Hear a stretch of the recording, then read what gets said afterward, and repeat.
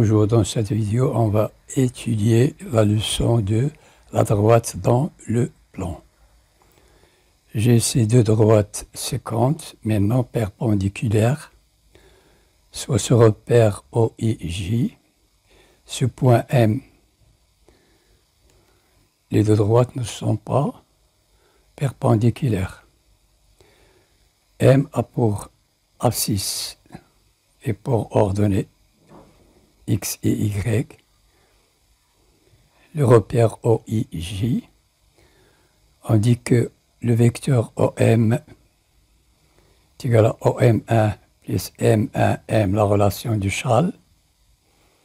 Or, OM1 est égal à X fois ce vecteur OI, une fois deux fois cette partie-là, et OM2 est égal à Y fois cette unité, YOJ. Or, OM2 est parallèle à M1M et OM1 parallèle à M2M. Donc, OM2M, M1 est un parallélogramme. Et le vecteur OM est égal au vecteur OM1 plus OM2.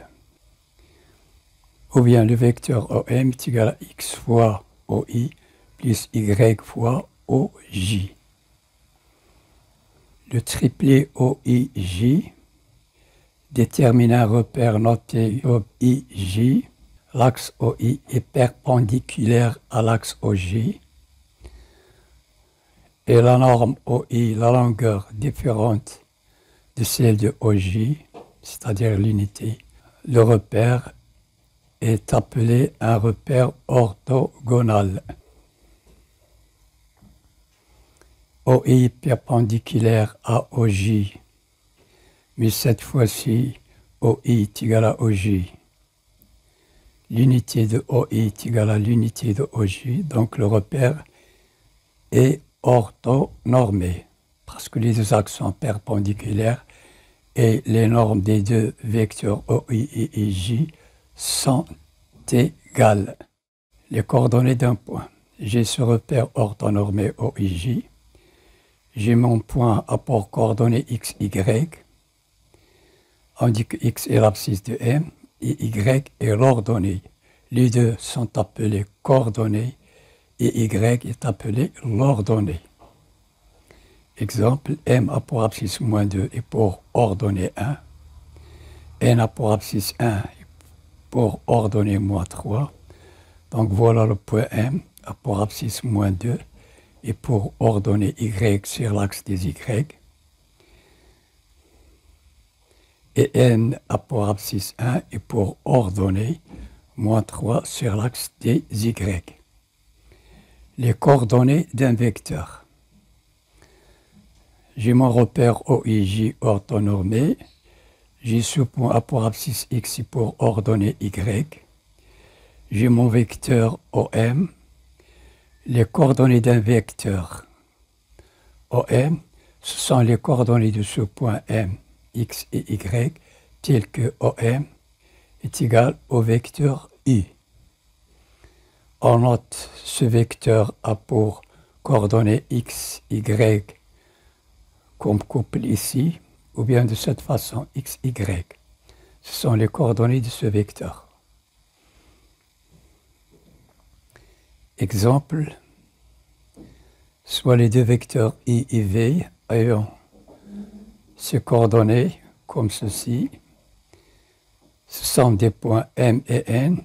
M a pour coordonnées 3, 2 et N pour coordonnées moins 3, moins 2, tels que OM est égal au vecteur I et ON est égal au vecteur V. Le vecteur OM est égal au vecteur I ayant comme abscisse 3 et comme ordonnée 2. Et N ayant comme abscisse moins 3 et comme ordonnée moins 2.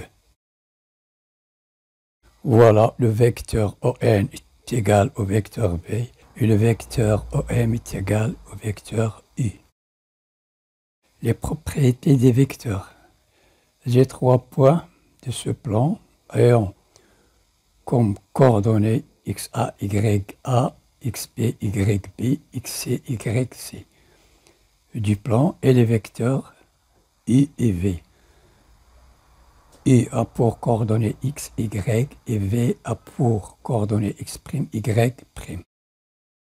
Le vecteur AB a pour coordonnées XB moins XA, l'abscisse de B moins l'abscisse de A, et ici comme ordonnée, l'ordonnée de B moins l'ordonnée de A.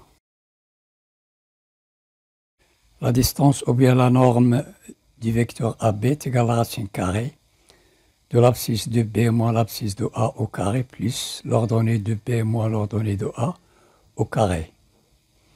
Les coordonnées du milieu d'un segment sont XA plus XB sur 2, YA plus YB sur 2. Le vecteur U est égal au vecteur V si X égale X' et Y est égal à Y'. Les coordonnées d'une somme de deux vecteurs est égale à la somme des abscisses et la somme des ordonnées. U plus V a pour coordonnées X plus X' et Y plus Y'. La différence des deux vecteurs a pour coordonnées X moins X' et Y moins Y'. Ou bien la somme de deux vecteurs est égale à la somme des abscisses X plus X' fois le vecteur I plus Y' fois le vecteur J.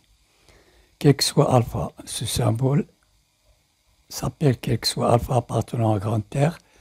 Alpha fois le vecteur I est égal à U ayant ses coordonnées alpha X et alpha Y. Cette vidéo est terminée. N'oubliez pas de vous abonner. Merci et à la prochaine.